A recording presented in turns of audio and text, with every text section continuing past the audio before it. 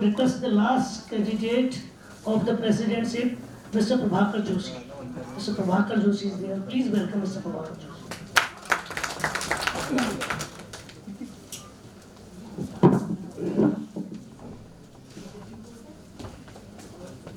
सभा कक्ष में उपस्थित मुख्य चुनाव अधिकारी, बार के अध्यक्ष माननीय श्री पूरन सिंह बिष्ट जी, महासचिव जयवर्धन कांडपाल जी और हमारे प्रदेश के महाधिवक्ता माननीय श्री एस.एन. बाबुलकर जी। अब मैं सभी वरिष्ठ अधिवक्ताओं का नाम लेने में ही मेरे 7 मिनट का समय निकल जाएगा। तो सारे सभा में उपस्थित सारे वरिष्ठ अधिवक्ताओं, हमारी महिला अधिवक्ताएं, हमारे जूनियर, हमारे साथी, सभी को मैं इस मंच से सबका अभिनंदन करता हूं और सबका स्वागत करता हूं। जहां तक समस्याओं का सवाल है, वो हम फ्रॉम वेरी बिगिनिंग से देखते हुए आए हैं।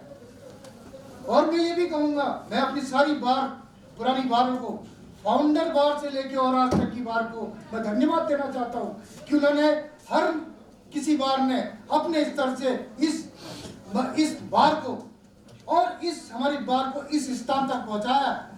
चैम्बर बनवाए, हमारा कॉन्फ्रेंस हॉल बनवाया, लाइब्रेरी बनवाई। आज हम धीरे धीरे विकास कर रहे हैं। विकास को ये नहीं कि हमने बैल दवाई और विकास शुरू हो जाएगा, ऐसा नहीं है। उसके लिए लड़ना पड़ता है, संघर्ष करना पड़ता है। आज आप देख रहे हैं अदालत में क्या हो रहा है, आपके सबके सामने है, कहने की जरूरत नहीं। अब ज्यादा समय नहीं, समय की भी एक सीमा तय की गई है और उसके लिए मैं इनका हार्दिक स्वागत करता हूँ कि हर चीज की समय सीमा तय होनी चाहिए, चाहे काम की हो, चाहे वकालत की हो, चाहे किसी चीज की भी हो। समय सीमा के अंतर्गत ही किए गए काम ही सार्थक होते हैं। दूसरी बात, सबसे पहली बात मैं कहूंगा चैम्बर्स की।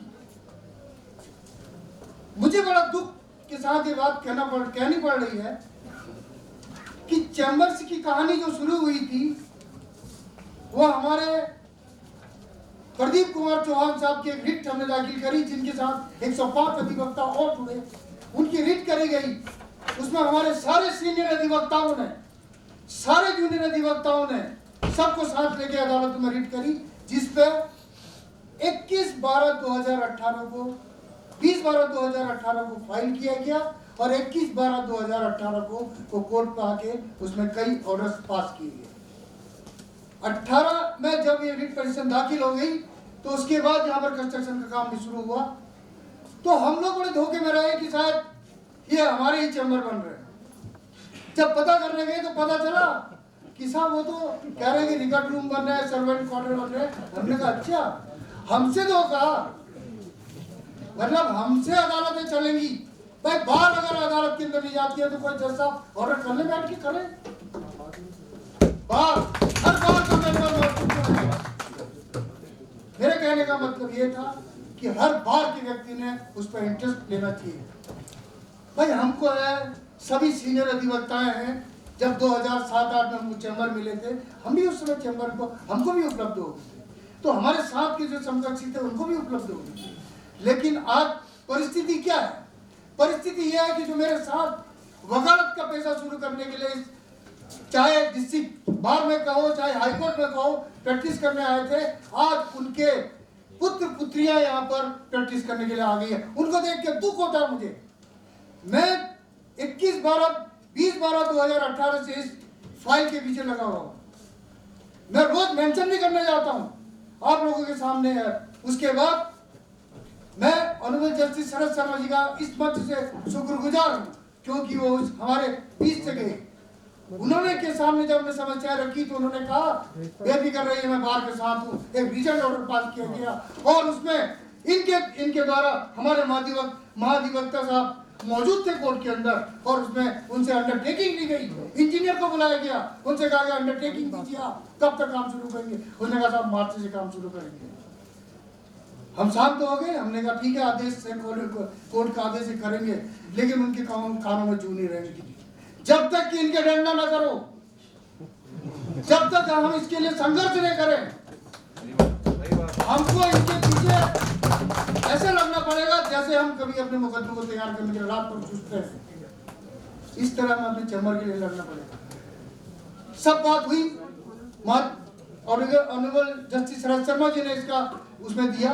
उसके बाद आदरणीय ऑनरेबल जस्टिस मनोज तिवारी जी के अदालत में मुकदमा चला, तो उन्होंने कहा आप बेफिक्र रहिए, मैं भी इसी बार से आया हूँ, आपके चैम्बर में बनवाने जाऊंगा, मैं बनाऊंगा इस चैम्बर को। और उन्होंने कहा 6 महीने के भीतर काम शुरू होना चाहिए और ये 6 महीने के अंदर मुझे कंप्लीट चाहिए।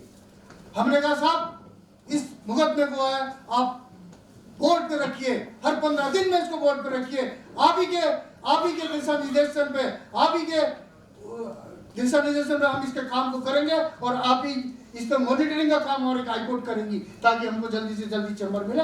और हमारे जो अधिवक्ता भाई बाहर टहलते हैं, कभी इधर चाय पीते हैं, कभी उधर चाय पीते हैं, अपना समय बर्बाद करते हैं। काश आप सोचिए उनके बाद चैम्बर होता तो आज अपने चैम्बर में बैठते, अपना कंप्यूटर देखते, अपना वर्क वो देखते, सब कुछ देखते, बाहर पे डिस्कशन करते, मुकदमे तैयार करते, लाइब्रेरी में जाते, लेकिन कुछ नहीं उनके पास, उनके लिए सोचने वाला कोई नहीं। कई बार यहाँ पर जब मुकदमा मेंशन हुआ, मैंने कई सीनियर अधिवक्ताओं से कहा, मेरे हाथ जोड़ के कहा मेरे साथ चल दीजिए, और कई लोगों ने मेरा साथ दिया। चले, ये लंबी चौड़ी बात, ये लड़ाई जारी रहेगी और मैं वादा करता हूँ कि आपने अगर मुझे एक बार मौका दिया तो मैं इस सोमवार से ही मैं इसके पीछे हाथ धो के पड़ जाऊंगा कि ये 6 महीने। दूसरी बात, अब जहां तक बेंच का व्यवहार है, बेंच का व्यवहार आप देख रहे हैं, मैं आपको वादा करता हूं ये नहीं चलेगा। हमने आपको लॉ बाउंडेड कोर्ट से लॉ मेकिंग कोर्ट में बैठाया है, तो आप आज मजिस्ट्रेट बन के हमारे ऊपर राज करना चाहते हैं, तहसीलदार बन के आप मुकदमे को डिसाइड करना चाहते हैं, क्या चाहते हैं? स्टॉप ऑर्डर होता है कोर्ट का, उसकी एक मान्यता होती है। हम पुराने लोगों को मालूम है जब कोई स्टॉप ऑर्डर हो जाता था तो उसके लिए उस स्टॉप ऑर्डर को रिकॉल कराने के लिए हमको एप्लीकेशन लगानी पड़ती थी। आज 3-3, 4-4 स्टॉप ऑर्डर पास हो जा रहे हैं, उसके बाद देखो तो 6 हफ्ते का काउंटर का टाइम, 379 चाइल्ड बाय मजिस्ट्रेट, जिसको कभी हमने हाईकोर्ट नहीं भेजा, हम भी किसी कोर्ट में करते थे। इसी के साथ